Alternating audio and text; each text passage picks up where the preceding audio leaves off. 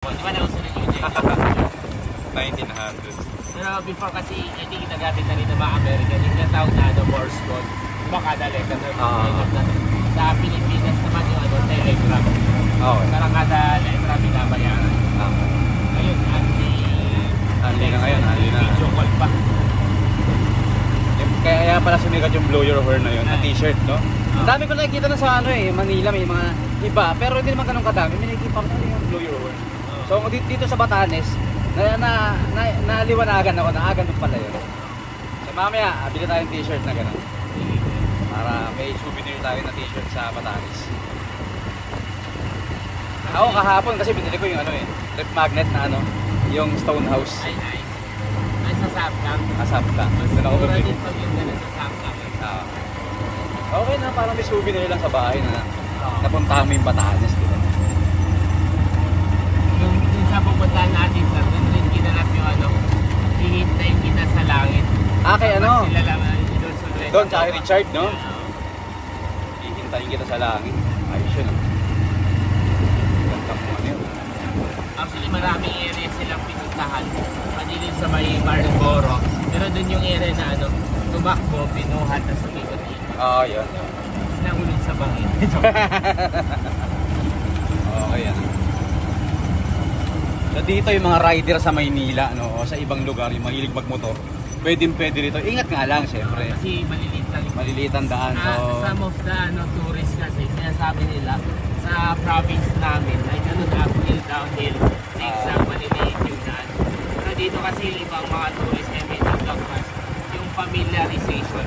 Sa first land nila, ando na yung skill nila mag-drive. Kaso dahil sa maganda yung view, hindi minsan nakafocus sa daan. Parang lumilingon-lingon. Kung may makasalubong pa, yun yung mga nagkakmas. Parang maganda focus lang sa mga tropa natin yan na nagpo-motor. Ayan, makinig kayo. Kaya kung gusto ng kung may magandang view, mas better kung stop na lang muna. Stop na lang. Maganda rin kasi ito yung road kasi dito sa Batan. Paikot na siya, 42 kilometer. Wow, wait. Grabe. Hindi kaya dati, siguro yung mga dati nag-tour dito, medyo nahirapan pa, no? Oo, yung wala pa. Kasi rough road ngayon, simentado na. Oo. Ganito kaganda sa Batanes, mga idol. Puntahan nyo na dito. Punta na kayo. Walang traffic. Walang traffic. Wala kayo ng mga tour guide na malulupit kagaya ni Kuya, di ba? Hanapin nyo lang ulit, Kuya. Alala, Kuya. Pangalan mo, Kuya, ulit. Ay, Nelson. Ayan, Nelson, yung driver natin, Pogi. Si Richard. Ayan, Richard. Ayan, Richard Gomez. Ayan, o. Artista pala. Daan kayo ng tourism kasi wala, ganun talaga. Para at least ma-enjoy nyo. Ma-enjoy nyo. Para may tour guide kayo. Mas iba kasi pag may tour guide ma-explain sa inyo kung ano yung lugar na yun, di ba? Kung gaano kaganda yung lugar. Sila kasi well-trained sila. Diba? Ganda yung movie na yun, hihintayin kita sa langit. Medyo may SPG lang din yun. Oo, SPG. Haligan. Siyempre. Mga piratahan. Richard Gomez. Idol girl. Tsaka si Don Solver.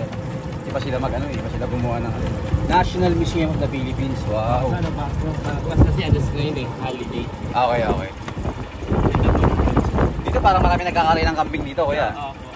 Sa south part, tsaka sa Sapcam maraming camping. Pero sa north part, mostly baka. Ayun. So ito yung okay.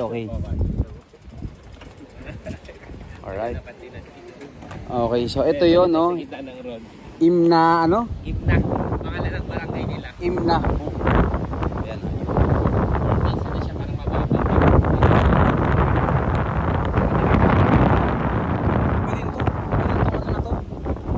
Alam mo, daan natin ito kami kahapon.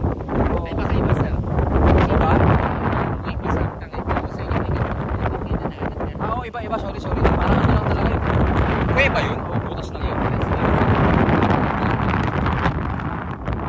So yun yung sikat na blow your horn. Yan. Yun yung sa mga t-shirt nila.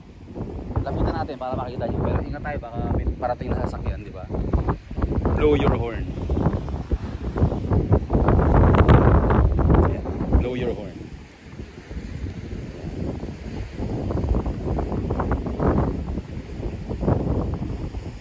Yan. Kita nyo ba? Yan. Close up natin para makita nyo. Mamaya bibili tayo kanyang t-shirt. Okay. blow your horn. Ganda. So ito kuya, ito lang yung ano dito. Ito lang yung pupuntahan natin. Oo. Yung anong tawag yan ulit kuya? Sorry. Alapat, yung Alapat Rock. Mas madilim sa Baguio. Alapat Rock Formation. Naman. Okay. Ayan, ang ganda dun oh.